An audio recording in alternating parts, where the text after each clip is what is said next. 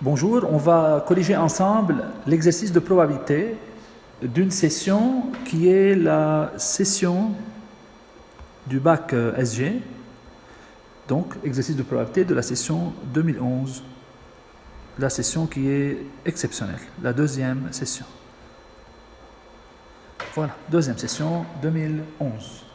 Donc l'exercice de probabilité est le suivant, vous allez le voir dans la partie des exercices, relative aux probabilités.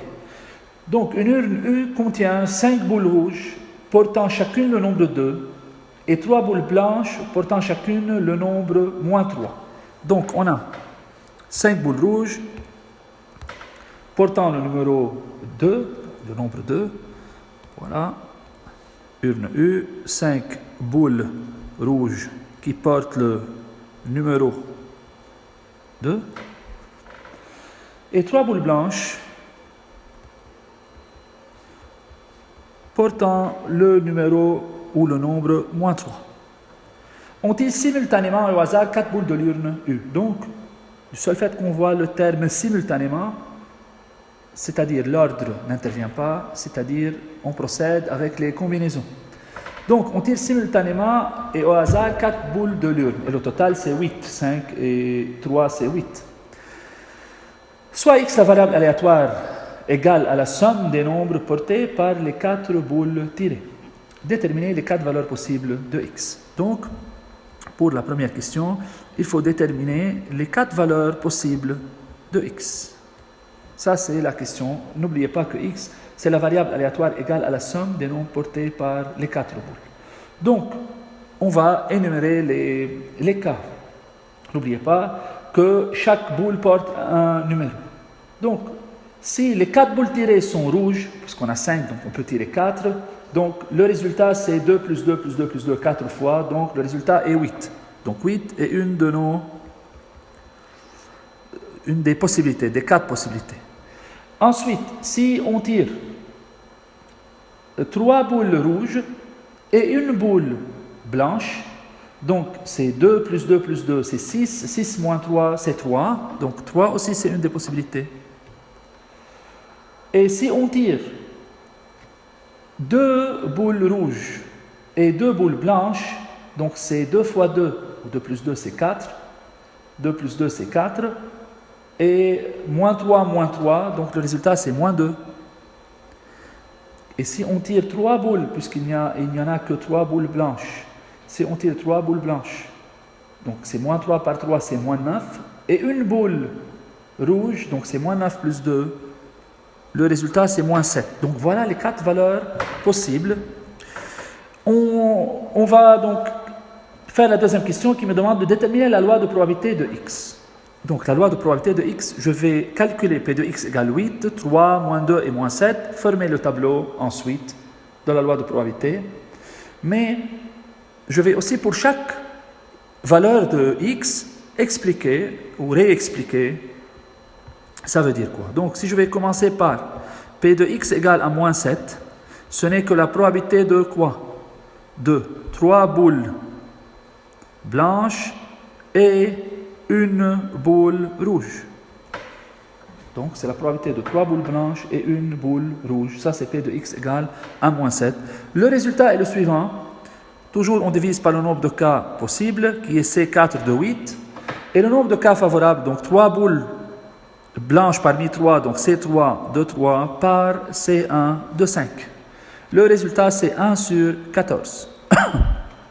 Excusez-moi. Ensuite, P de x égale à -2, c'est la probabilité d'avoir 2 boules blanches et 2 boules rouges. Le résultat est le suivant. Aussi, je vais diviser par C4 de 8 et c'est C2 de 5 fois C2 de 3. Le résultat, c'est 3 sur 7. Je continue. P de x égale à 3. Donc, P de x égale à 3, 2 boules. Donc, c'est la probabilité de 2, plutôt P de x égale à 3. C'est la probabilité de une boule blanche et 3 boules rouges. Donc, c'est égal à C1 de 3 fois C3 de 5 sur le nombre de cas possibles qui est toujours le même, C4 de 8. Le résultat est 3 sur 7. Et enfin, P de x égale 8, qui est la probabilité de tirer 4 boules rouges. Donc, c'est égal à combien? C4 de 5 sur C4 de 8. Le résultat est 1 sur 14. Si on fait la somme, 3 sur 7 plus 3 sur 7 plus 2 sur 14, donc on va avoir 6 sur 7 plus 1 sur 7. Voilà, on a vérifié que la somme des P de xi est égale à 1. Donc nos résultats sont bien vérifiés. Donc, ensuite, je passe au tableau de la loi de probabilité. Il est préférable d'écrire ça dans un tableau. Donc, P de grand X égale xi, et là, x égale xi.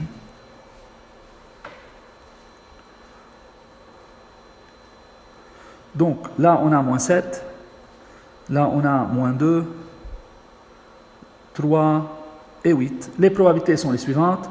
1 sur 14, 3 sur 7, 3 sur 7 et 1 sur 14. On passe à la partie B de cet exercice. Donc, dans cette partie, on suppose que l'urne contient, l'urne U évidemment, 5 boules rouges et n boules blanches, avec n est strictement supérieur à 1. Donc, partie B, toujours on a 5 boules rouges, mais on a n boules blanches et n est strictement supérieur à 1. Premièrement, dans B, calcule la probabilité de chacun des événements suivants. Les 2 boules tirées sont rouges. Donc, P de E, les 2 boules tirées sont rouges, mais n'oubliez pas que le nombre de cas possibles est maintenant bien différent. On tire 2 boules, mais le total maintenant est de n plus 5. Donc, le nombre de cas possibles, c'est égal à C2 de n plus 5. Le n étant un entier naturel supérieur à 1. Donc, P de E, nombre de cas favorables sur le nombre de cas possibles. Le E, c'est 2 boules rouges. Donc, c'est C2 de 5 sur C2 de n plus 5. On développe cette quantité. Donc, C2 de 5, c'est 5 factoriel sur 2 factoriel par 3 factoriel sur C2 de n plus 5, c'est n plus 5 factoriel sur 2 factoriel et n plus 5 moins 2, donc n plus 3 factoriel. Je simplifie les 2 et les 2 là, et il me reste la quantité suivante. 5 factoriel sur 3 factoriel, c'est 5 fois 4, donc c'est 20, sur, j'ai fait la simplification là, sur n plus 5 factoriel sur n plus 3 factoriel n'est autre que n plus 5 par n plus 4. Donc voilà le résultat, 20 sur n plus 5 facteur de n plus 4, ça c'est P de E. Maintenant P de F. F étant les 2 boules tirées sont de la même couleur, donc les 2 boules sont ou rouges ou blanches. Le résultat est le suivant, c'est C2 de 5 plus C2 de n boules blanches, sur C2 de n plus 5. Je peux diviser cette quantité en deux. Donc C2 de 5 sur C2 de n plus 5 qu'on vient de calculer, c'est 20 sur n plus 5 facteur de n plus 4, plus C2 de n sur C2 de n plus 5. Donc la première, c'est 20 sur n plus 5 facteur de n plus 4, on vient de calculer ça, plus, je vais faire un petit brouillon là, donc je vais développer C2 de n sur C2 de n plus 5. Donc n factoriel sur 2 factoriel n moins 2 factoriel sur n plus 5 factoriel sur 2 factoriel n plus 5 moins 2 n plus 3 factoriel. 2 et 2 se simplifient. Dans le numérateur, s'il vous plaît, n factoriel sur n moins 2 factoriel, il reste à n par n moins 1. Et là, c'est la même chose, n plus 5 par n plus 4. Je remplace maintenant chaque terme par sa valeur. Le même dénominateur est déjà présent. Et le résultat sera, en développant évidemment, donc n au carré moins n plus 20 sur n plus 5 facteur de n plus 4. Voilà le résultat de P de F. n plus 5 facteur de n plus 4. Deuxièmement, dans la partie B, sachant que les deux boules tirées sont de la même couleur, il y a un sachant. Montrer que la probabilité P, qu'elles soient toutes les deux rouges, sont, excusez-moi, 20 sur n au carré moins n plus 20. Donc, deuxièmement, A, sachant que les deux boules tirées sont de la même couleur, montrer que la probabilité P, qu'elles soient toutes les deux rouges, est P égale 20 sur n carré moins n plus 20. Donc, il y a une probabilité conditionnelle dans ce cas. Donc, je vais écrire la formule des probabilités conditionnelles. Dans ce cas, c'est P de E sachant F, qui n'est autre que P de E inter F sur P de F. Là, c'est le point qui est un peu difficile dans cet exercice. Il faut penser, c'est quoi P de E inter F? Je vais dire avec vous que P de E, c'est les deux boules tirées sont rouges, et les P de F, l'événement F, c'est les deux boules tirées sont de la même couleur. Donc, je veux l'intersection, c'est-à-dire, je veux les deux boules tirées sont rouges, et en même temps, les deux boules sont de la même couleur. Donc, l'intersection de ces deux ensembles, E et F, n'est autre que les deux boules sont rouges. Donc, dans ce cas, les P de E inter F n'est autre que P de E. Et P de F reste la même.